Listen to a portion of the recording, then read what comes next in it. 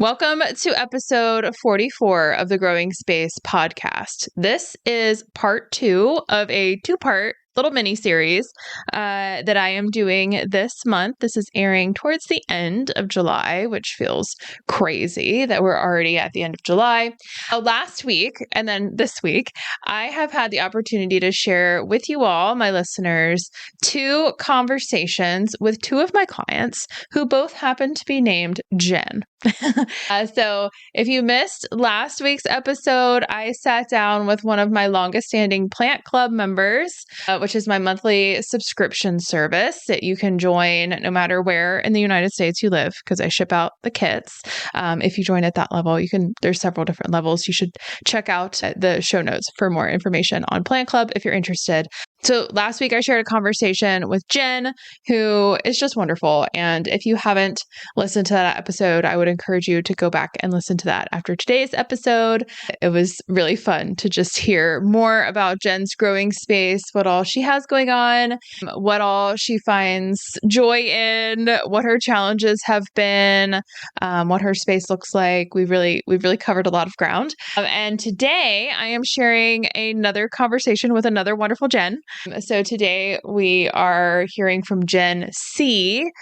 And a little bit more about her growing journey, what has led her to grow food at home. She actually grew up on a farm, took a little break from growing food at home, and now she's back into that practice. So we get to hear a little bit more about all of those details, plus some of her challenges, some of her surprises that she's seen along the way, a description of her growing space. So it's a really great conversation, and I'm excited to share that with you today.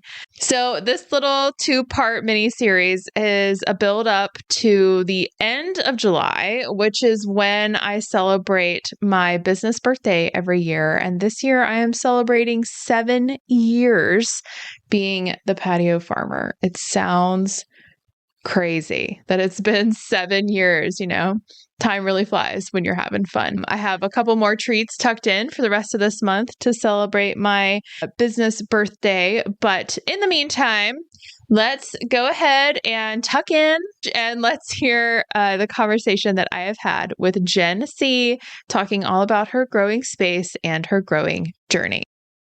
Welcome to the Growing Space podcast.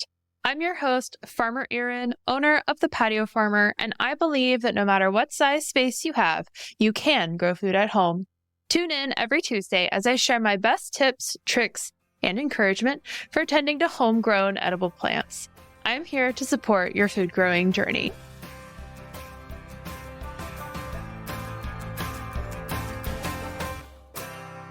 The Growing Space podcast is sponsored by Plant Club by the Patio Farmer. Plant Club by the Patio Farmer is a monthly subscription service I started in 2020. It's a membership-based opportunity to take your growing journey to the next level. With 4 different membership options, you get to decide the amount and kind of support that's right for you. All Plant Club members receive access to my online community through a platform called Circle. Having access to this platform allows members to share pictures, ask questions, celebrate harvests, and get to know each other. All Plant Club members also have access to free seeds each month, along with information on how to plant and tend to their crops, with seeding instructions and downloadable resources from the Patio Farmers Resource Library. Membership starts at just $14 a month. Join Plant Club today by visiting my website, thepatiofarmer.com/membership.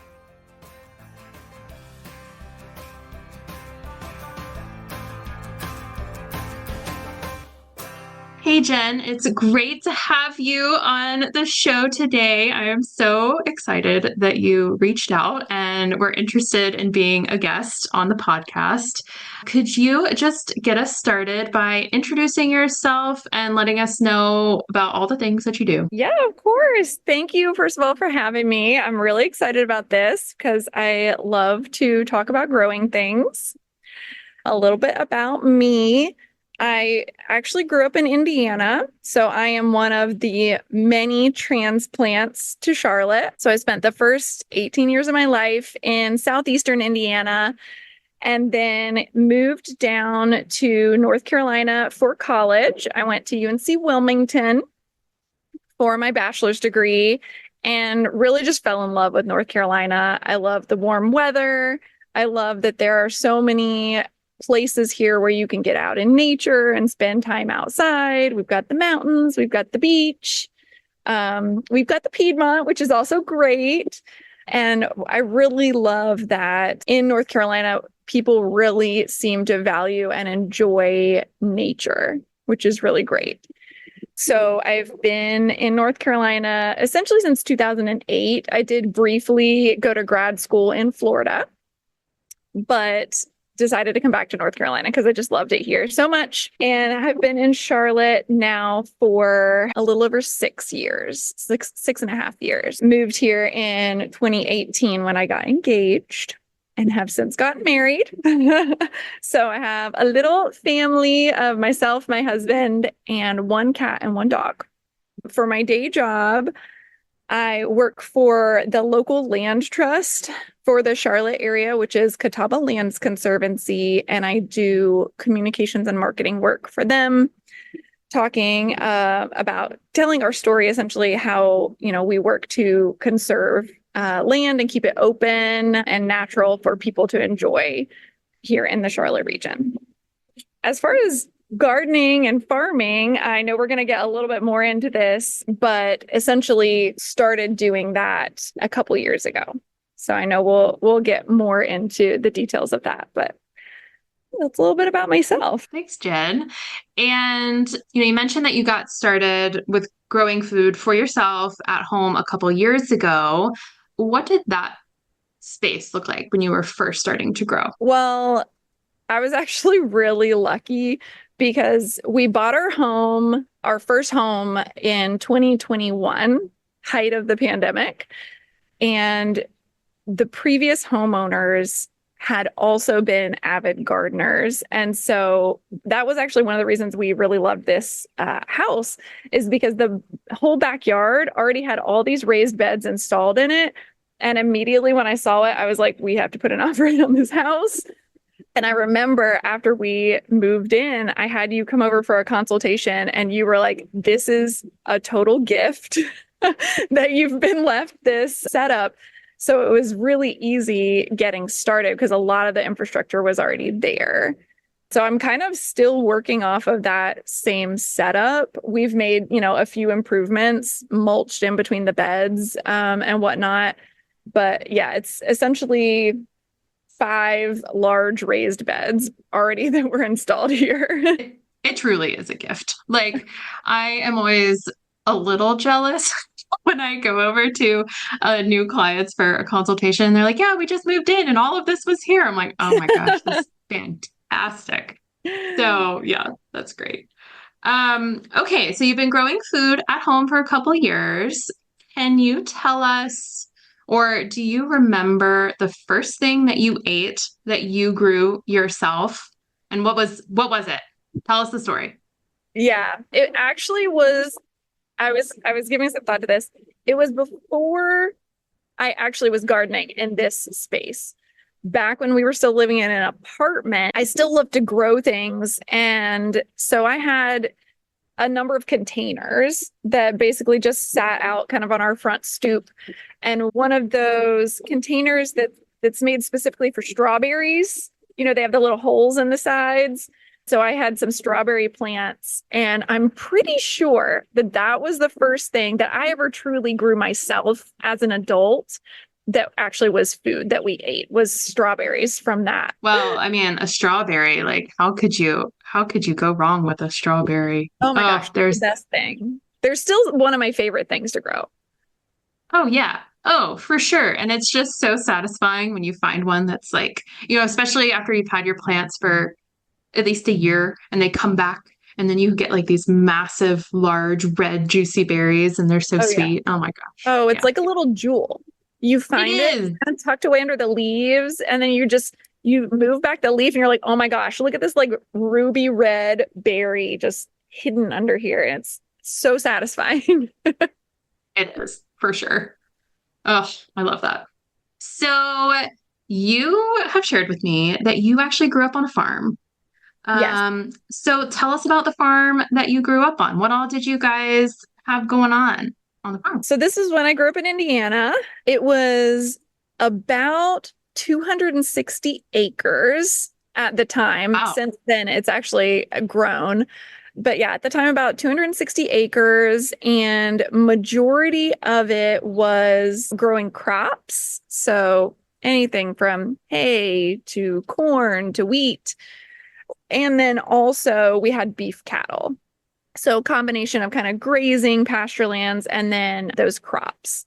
And it was fun. As a kid, I mean, it was definitely different. A lot of my friends, just were more suburban type neighborhood situations that they were growing up on. And so it was definitely different living on a working farm. But what was great about it is that number one, we got to spend lots of time outdoors.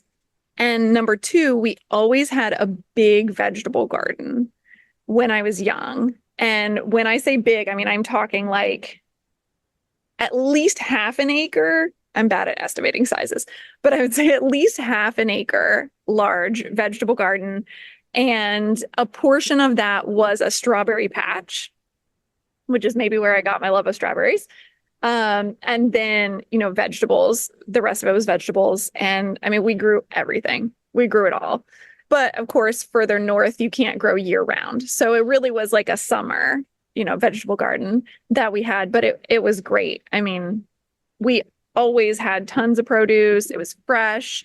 I mean, so much that we were like giving it away to people at church. So that really was my first experience with gardening. But I will say, as a kid, there were aspects of it that you kind of hated, Right. because it's a lot of work. When you're really For little, I sure. think you enjoy it because it's kind of like, the curiosity, the sense of wonder that there is to growing your own things. And then you kind of get a little bit older and you're like, wow, this is such a chore. And, so as I kind of grew up, I moved away from home. I was like, oh, gardening. Wow. That's so much work. I'm not about that.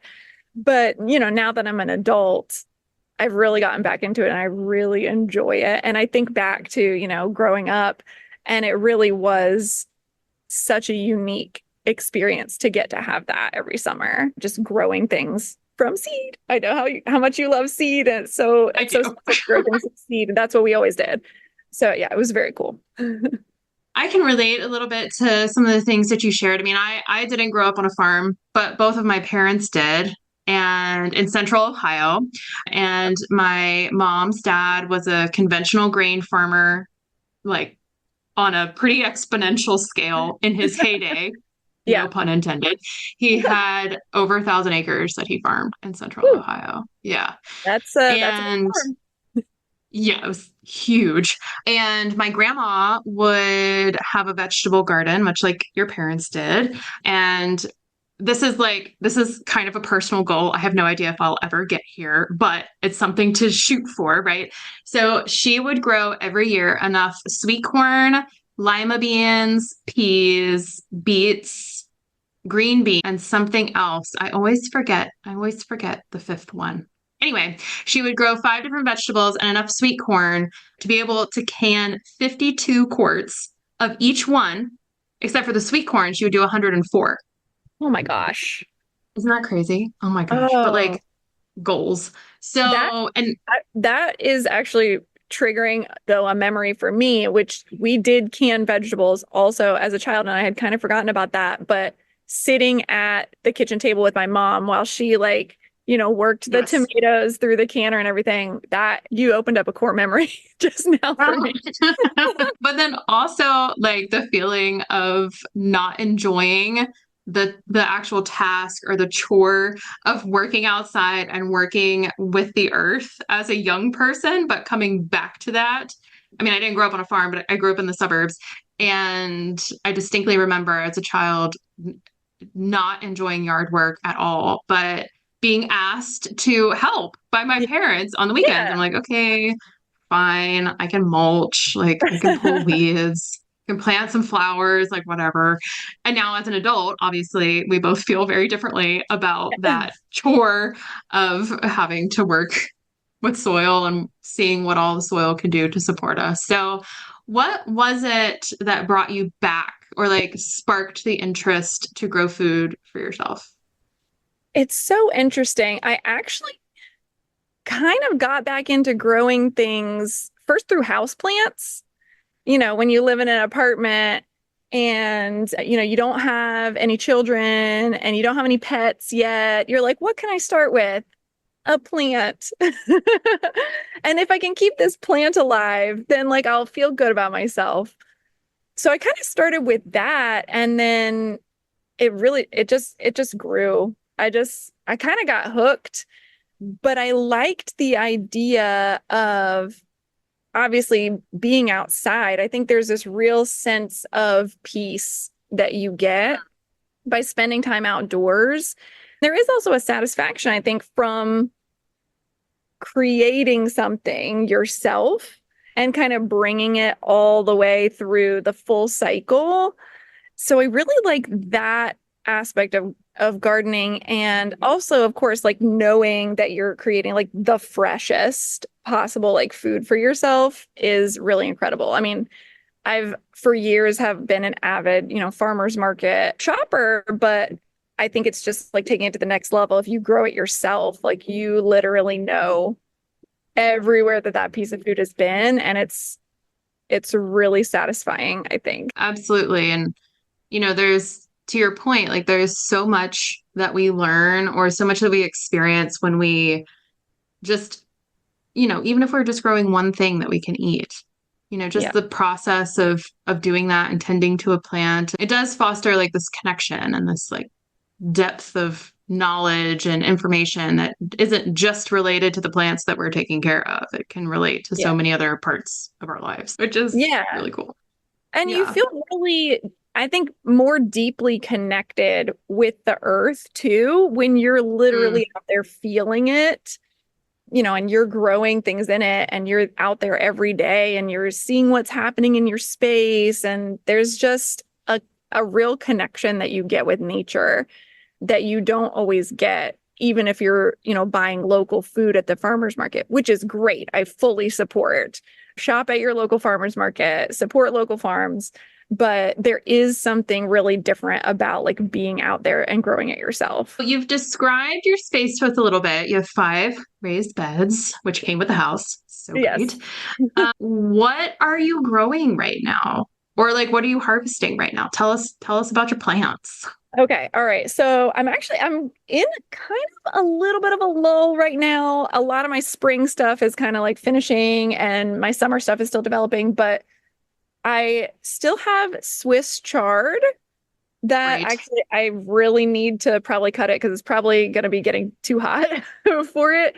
But this is the first year that I grew Swiss chard and it really did well. So I loved that.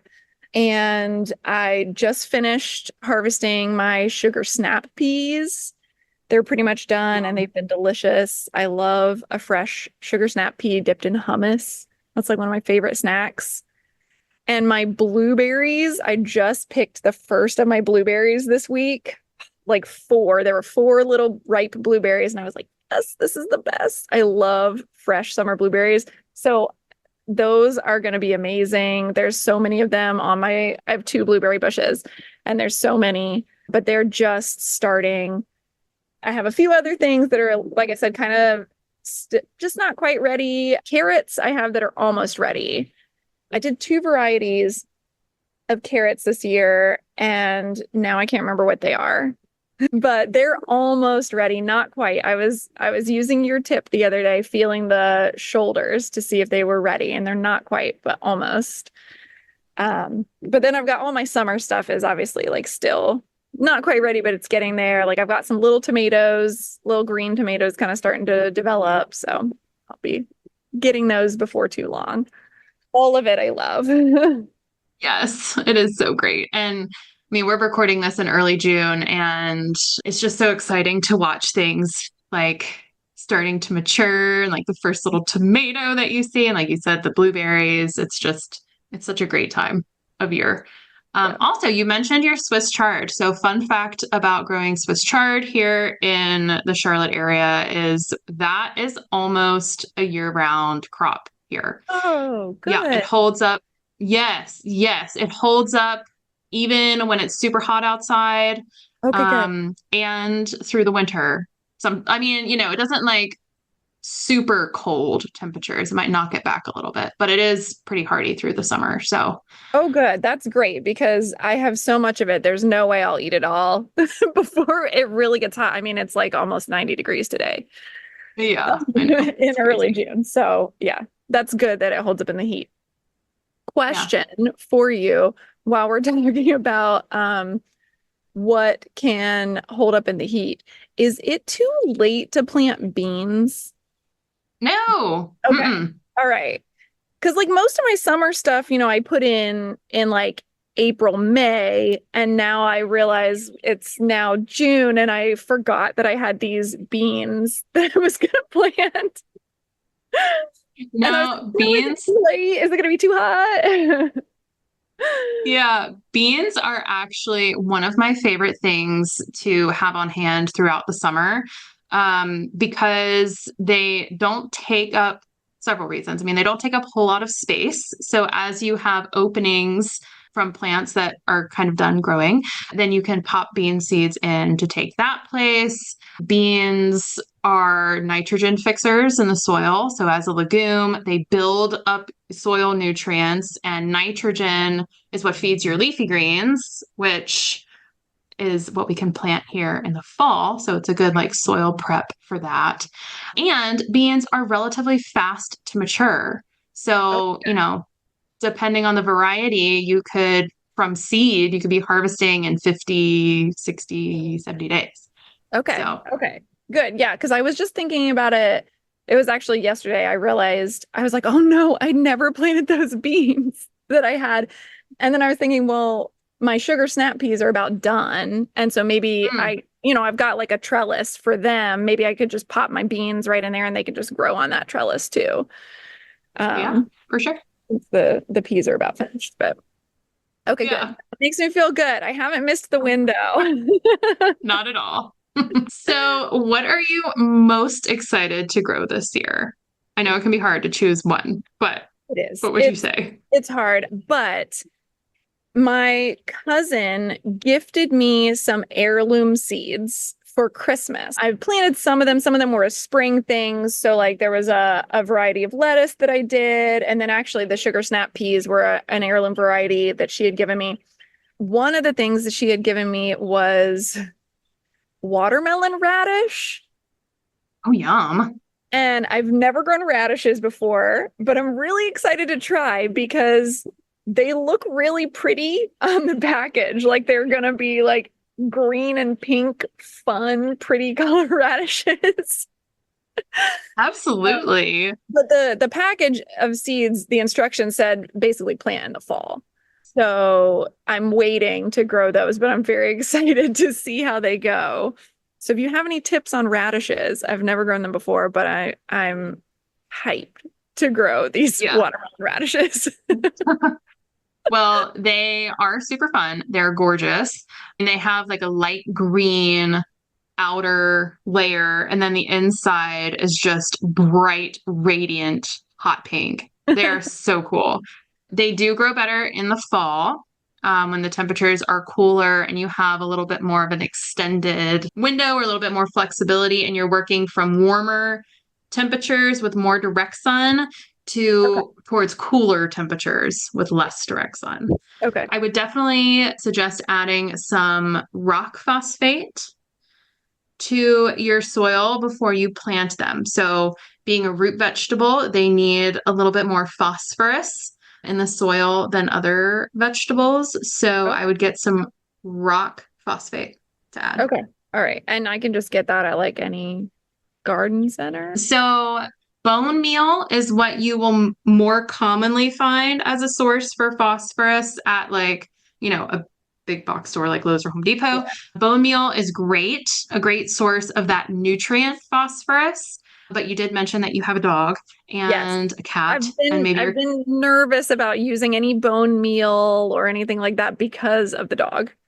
So I have dogs, and I used to use more animal-based nutrients in my soil, and I will just speak from experience and say that that is not pleasant Yeah. for Okay. you or the dog Yeah. later, you know. Rock phosphate is great. Usually, like a smaller retailer, like a Pike's Nursery is a regional retailer for us. They tend to have rock phosphate and some other products that would give you an alternative to that. Cool. Yeah. So, watermelon radishes, you'll have to keep me posted on Yeah, how I that will. goes. I will. Hopefully, fingers crossed that they come up. Um, because they do look very cool. They're awesome. You'll love them. So, what has been the most surprising thing that you have learned by growing your own food? Oh gosh.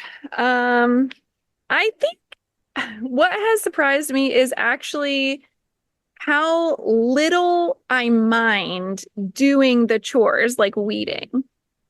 Hmm. I mentioned like I did not like that. I did not enjoy it as a child. It was kind of something I was forced to do.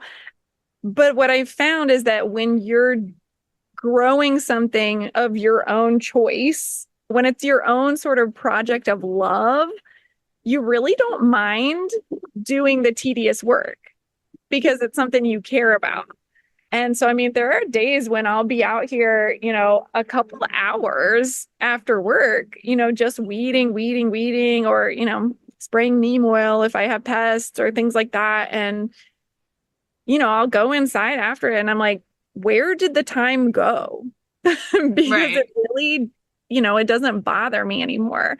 And that has been surprising because I did think that the amount of work that it was going to be would be difficult, but it really Mm. hasn't been. Yeah. I also, for me, there's a difference between growing things that I can eat and growing things that are more like ornamental Mm. or like for looks. That Mm. was that was kind of the distinguishing factor for me. I was like, no, I'm doing this because this is good for me and I care more about these plants than I do like a shrub or something. I mean, nothing, obviously I don't wish any animosity towards the landscape plants, but Sure, like, sure. yeah, like that was my main Yeah, I thinking. So mean, I 'cause love it's that. producing something for you too. Right. Yeah, it's like you take care of it, it takes care of you. Yeah. Yeah. But I love that was, surprising to you and that you can just spend hours tending to your plants and not realize that the time has gone by. It's Yeah, great. you get in Yeah, the zone, really. totally, totally do. So kind of related, but what would you say has been the most challenging thing that you have learned through the process of growing your own food? Well, I don't know if I've totally learned it yet. But I think for me, one of the biggest challenges is figuring out quantity because I've had Mm. times where I've maybe underseeded and then some of the seeds don't come up. And then it's like, well, now I don't have anything.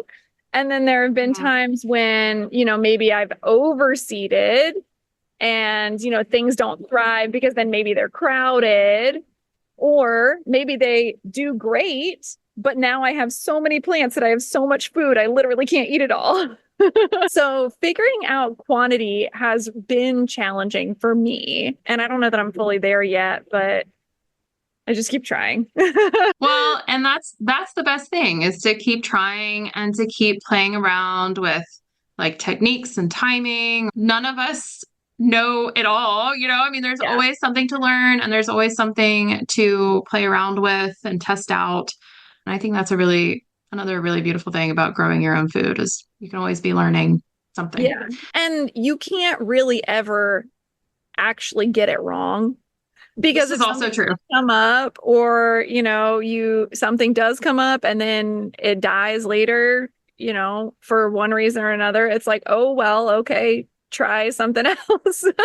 Start over, pull it out, put something else in. Like you can't ever actually mess it up, Right. which is great. It's kind of like, oh, well, all right, clean slate every time. Every season is like a clean slate. That's also something that I think is really great about it. Yeah, for sure. There's tons of room for experimenting and playing around and just having fun and not like taking it seriously enough, but not too seriously or not like trying to control too much. Cause I feel like Yeah. that's when it can get a little frustrating. Yeah. Um, Well, and you can't ever control everything. I mean, I was just thinking about it this morning. Like every year that I've been in this space, I've had different challenges. Like last summer, it was the early blight with my tomatoes. That was like such a mm, struggle. This year, I haven't had an issue with that. Like maybe I've done a better job keeping an eye out for it and like clipping off, leaves if I do start to see a sign for it. But then this year, I've had more issues with insect pests, so like mm, it, no year or season is always going to be the same. So you can't control for everything. And you kind of just have to be okay with like sometimes things don't go the way that you want, and that's okay. You just start again. right. Do Totally. the best that you can and learn Right. from it next time. So, how do you feel you have changed since you've started growing food, as an adult? How do you feel that process has changed you? Well, certainly it has changed my spending habit. That's like just number one. Off the bat, I spend a lot more money on gardening supplies and plants now than I ever used to, which I don't think is a bad thing. I mean, I enjoy it. Like I would call it a guilty pleasure, but it's not really guilty. It's just something I love. So, I invest in it. I think also though, having something that does necessitate me being outside has made me more grounded and connected with nature. When you live in a city, you don't always get that. And I think that wasn't something that I always appreciated growing up because living on the farm, I was outside a lot and I didn't really appreciate it then.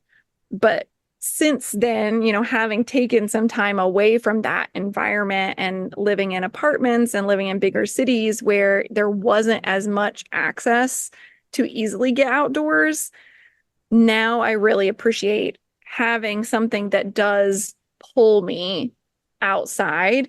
Even maybe on, the days when I don't really feel like it, it's like, oh, well, I gotta go water the garden. And then once I'm outside, it really does help me to just feel grounded and feel like more Mm, in myself, um, hmm, and kind of get out of my head with the stresses of, my 40-hour week job and, everything that's going on in the world, like being able to just kind of take a pause. And I think that that's something that gardening really has gifted me, I guess you could say. yeah. No, I love that. We all have crazy schedules sometimes. And I know for me, when I'm feeling really stressed, but it's like, okay, you have to go check on the chickens Mm, because you haven't yet today. And great. you're not going to have any other time to do that today than right now.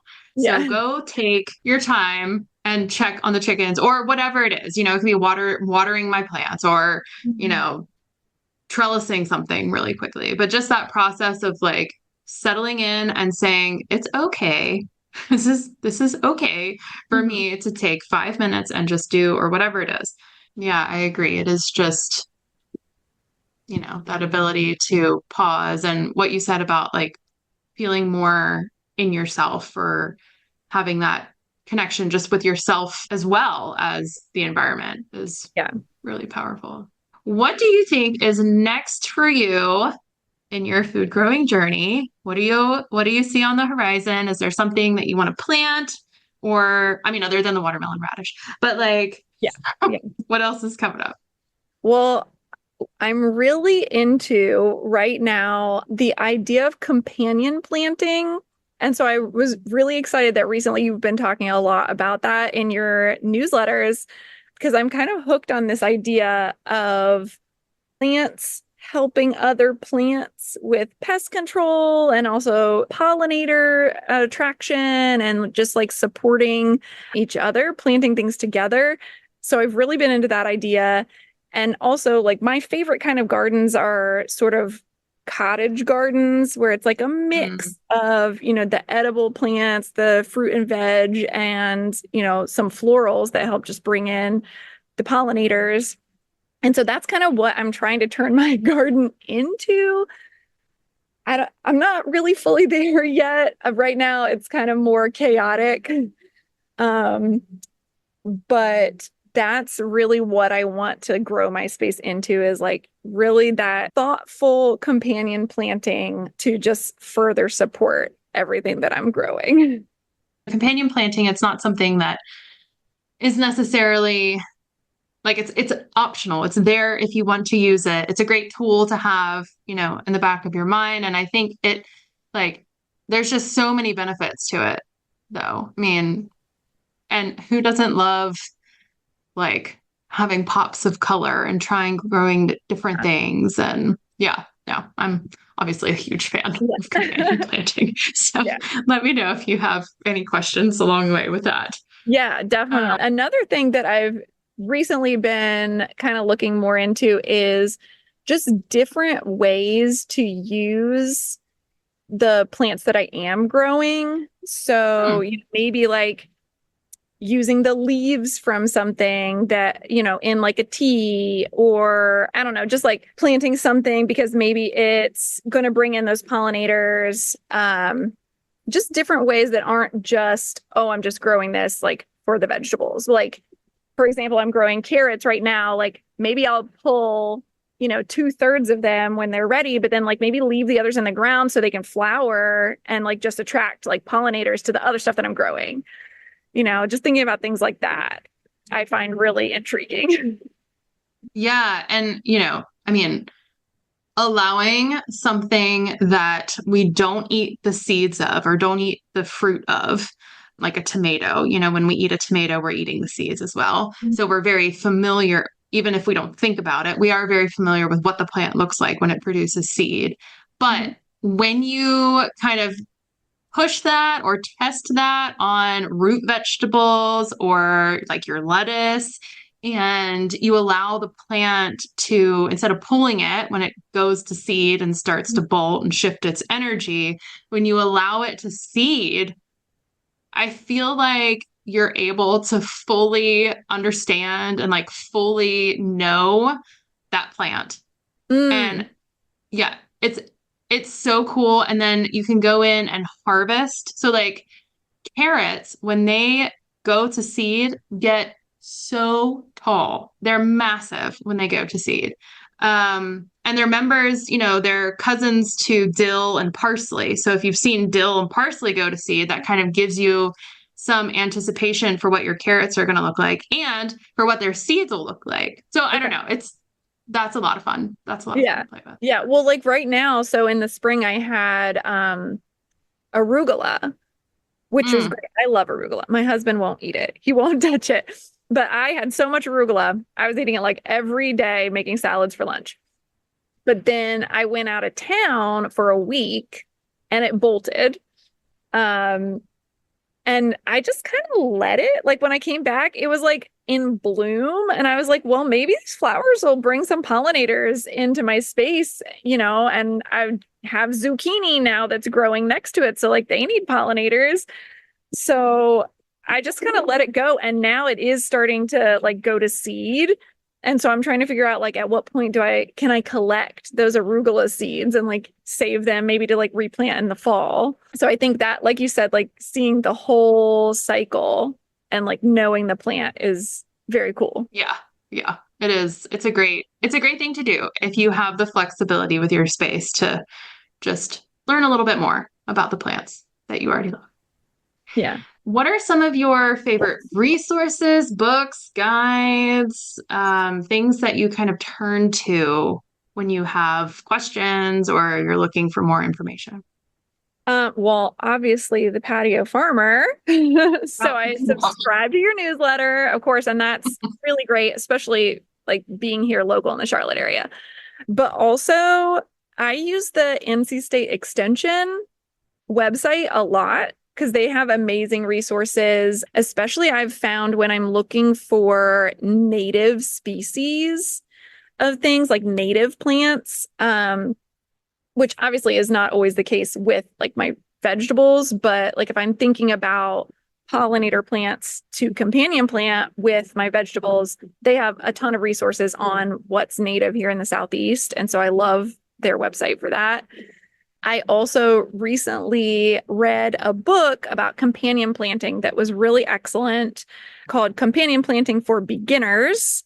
And it's by Brian Lowell, Lowell, Brian Lowell. And I would definitely recommend that to anyone who's interested in learning more about companion planting because it gives a lot of great background. It lays out like these plants are great companions. Here's like an example of how you could plant them together. And so I've used that sort of very loosely to guide how I'm trying to companion plant. I didn't really follow it that closely, but it had lots of good tips. Those are the kind of the big three. Also, sometimes I just call my dad since he's a farmer. So that's a resource I have that not everyone has. Oh, I love that. We are nearing the end of our conversation today. I know it's hard to believe time just flies, but I am asking all of my podcast guests 2 questions. The first one is a compound question. So we'll start with that. But what is your favorite vegetable and why is it your favorite? This is a really difficult question. So I don't know what everyone else has said, what they've responded to this, but if I had to pick one, which is very challenging, I would say cucumber. And I would like to, first of all, state for the record that I do not like pickles, but I love cucumbers. I love them. I think they're very versatile. If you want to pickle them, that's great. That's not for me, but I just find that they're so versatile. Like, of course, you could just eat, like, slice up and eat a cucumber. Delicious, especially in the summer because they're so refreshing. But you can put them on sandwiches, you can put them on salads. I like to just cube up a cucumber and I use it in smoothies. Like, I'll cube it and freeze it and like bag it up and just keep them in my freezer to like mix in with smoothies. You can eat them with hummus. You can eat them however you want. I love a fresh summer cucumber. They're just so good. There's something just so refreshing and hydrating about a good fresh cucumber. Oh, you can slice them up. You can put them on your eyes for a spa night. Yeah. This is for a cucumber. I love it. So what would you say, this is the second question for all the guests, what would you say is the most important thing? I mean, we've talked about a lot of things or a lot of lessons that you've learned growing your own food, but what would you say is the most important thing or what stands out to you the most about what you've learned so far? I think it's just to not give up. Like, if you kill something, it's okay. I kill things all the time. I actually used to think that I had a black thumb because I used to kill so many plants. And now I've done it for like enough years that I don't kill quite so many plants, but I still kill things all the time. And it's okay. Just you start again. You just start fresh. So I would say just keep trying things, try new things. Don't give up and don't get discouraged just because something dies. That's awesome. I appreciate your time and I appreciate you sharing some of your experience and all of the things that you've learned so far with growing your own food. Before we close out, I do just want to give an opportunity, if you want to share any ways that people can either get in touch if that resonates, or like if you want to give a shout out to, the work that you do with Catawba Lands Conservancy, or just, I don't know, just anything you want to plug or share at the end of the episode. It's all you if you want. Yeah. Well, if you want to follow my personal Instagram, I hope you like pictures of cats and dogs. That's a lot of what I share. I do sometimes post stuff about my gardening space too. And you're welcome to follow me at jen.clark08 on Instagram. Catawba Lands Conservancy, I will give a little plug, is a fabulous organization. And the work that they do is to protect open space here in the Charlotte region. If you have land or you know someone that has land and you are thinking about how can you make sure that that space remains natural in perpetuity, you know, even beyond your ownership of it, conservation might be an option. So I definitely would encourage anyone who has that situation to reach out to Catawba Lands Conservancy or just follow us on social media at Catawba Lands on Instagram or Facebook just to see what we're doing with conserving land and restoring native habitats here in the Piedmont. And I'll be sure to share both of those social accounts in the show notes for the show, as well as some of the other things that you mentioned, like that book on companion planting for beginners. And I'll include a link to the NC State Cooperative Extension because they are such a fantastic resource and science-based and appropriate to North Carolina. Both of those are super important things when you're looking for information. You want to find something that's local to where you are too, because you know what's good up in the Pacific Northwest is not going to be the same as what works here. So, yeah, it's good to have something local. Yeah. Well, thank you, Jen, for your time. It was great chatting, and I appreciate all that you shared. So one of my favorite things from this conversation with Jen, one of my favorite takeaways was when she was sharing how she feels when she's outside with her plants, how she uses her plants not only to nourish her body, right, as she is eating these fresh veggies that she's grown right in her backyard, but also how she is able to nourish herself, her being, her core, and just staying grounded and using her plants as a way, as a true escape, or not even a true escape, just a true therapy, really, from life, from work, from stress, just using her plants and her growing space as a way of feeling grounded and connected. That really resonates a lot with me. That's how I feel when I am outside with my plants. If I'm having a good day, a bad day, if I'm sad, if I'm happy, our plants are just really wonderful little beings that help us through the day, no matter what kind of day we're having. I really appreciated the insight that Jen shared from her perspective and just that connection that she feels when she's with her plants. So thank you again, Jen, for sharing your time and sharing a little bit of your story and journey with us. It was a really great conversation, and I hope you all enjoyed it. I'm sure you did. How could you not? Okay, so in next week's episode, a little preview for episode 45, oh boy, I'm going to be sharing 7 thoughts, 7 metrics, 7 achievements, 7 things for being in business for 7 years. So it'll be a fun little episode next week, most likely a little shorter. It'll be a shorter episode for next week, but I do just want to share some things that are on my mind. So I'm going to be sharing 7 little ruminations, if you will, for being in business for 7 years. So that's what you can expect for next week. Now, if you have listened to this podcast in the past, then you'll know that at the end of every episode, I like to share a fun little fact, fun little tidbit of information. And if you have been listening to this show throughout all of 2024, then you'll also know that I was gifted a calendar at the end of last year by my partner, Marshall. He does this every year for Christmas. I get a new calendar for the year ahead. And this year's calendar was all about pollinators. He knows me so well. And so generally, I like to share each month's pollinator.